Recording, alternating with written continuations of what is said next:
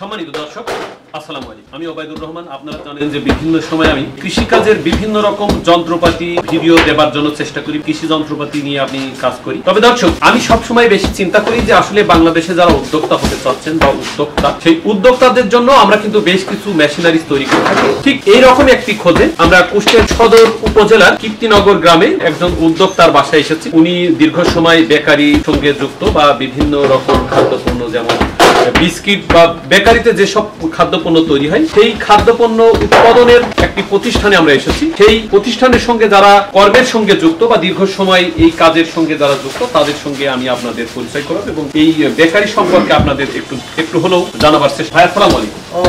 ভালো আছেন ভাই? আপনি এই বেকারির সঙ্গে কত বছর যুক্ত আছেন?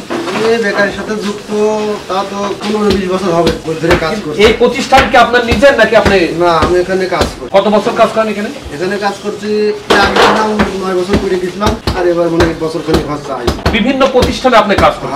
আচ্ছা, আপনার এতটা জীবনের অভিজ্ঞতা থেকে বেকারির সঙ্গে আপনি কেন আছেন? বেকারিতে আছি ধরেন, আমার তো আর লাগা অর্থ সম্পদ বলতে সেমন কিছু নেই, বুঝলেন।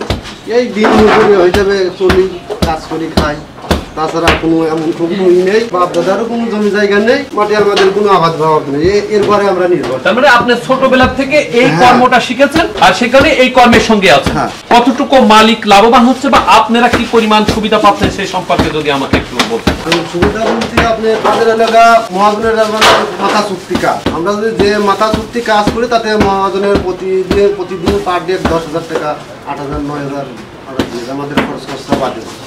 আপনারা কর্মরত কতজন কর্মচারী সব মিলে আপনারা কতজন? আমরা আছি 7 জনের। সকাল থেকে কয়টা পর্যন্ত কাজ করেন? এটা আমার এলাকার সময়ের সাথে কোনো ই নেই। কি কি ধরনের প্রোডাক্ট এখানে উৎপাদন করেন? ধরেন রুটি, কেক, বিস্কিট, টোস্ট, সিন্দুর, অনেক কিছু। আর আপনি এর যে মূল মেকানিক সে কি আপনি নিজে? না, আমি এলাকার সাইডে আছি। আর মূল মেকানিক কে? ওই যে ভাই বাসা, মানে আপনার বাসা হচ্ছে পাশে বেড়পাড়াদি গ্রাম। এখানে যে আপনারা এতটা সময় ধরে উৎপাদন করছেন, নিজেরা কেন দিতে পারছেন না? মানে আমাদের তো সেরকম সমর্থন নেই। এখানে কি পরিমাণ টাকা ইনভেস্ট করা লাগে? তা তো ইনভেস্ট আপনার এলাকাটা নতুন করে কাঠমিল পত্রিকা করে ছচা ফতা দিয়ে মেশিন পত্র দিয়ে 5 লাখ টাকা লাগবে, এবং অনেক লোক খায়। কত হলে আলেমুলরা খায়, ছেলেপেলে খায়, বুঝলেন, রুগীরা খায়। এই জন্য আমরা সবসময় চেষ্টা করি যে ভালো যত্ন সহকারে করার চেষ্টা করেন। কারণ এখানে পুরো বাংলাদেশের বিভিন্ন জায়গায় গল্প শুনি যে বেকারিটা খুব অপরিষ্কার হয়, বিভিন্ন রকম এই খাদ্যটা আসলে মন প্রাণ যেভাবে দিয়ে কাজ করতে হয় সেভাবে করে না শুনি। কিন্তু আপনাদের এই বেকারিতে এসে যতটা পরিষ্কার পরিচ্ছন্ন থাকবার প্রয়োজন, ঠিক তার থেকেও বেশি বলে আমার মনে হচ্ছে। কেননা এখানে একটি জায়গাও কিন্তু কোনো নোংরা নেই। না না।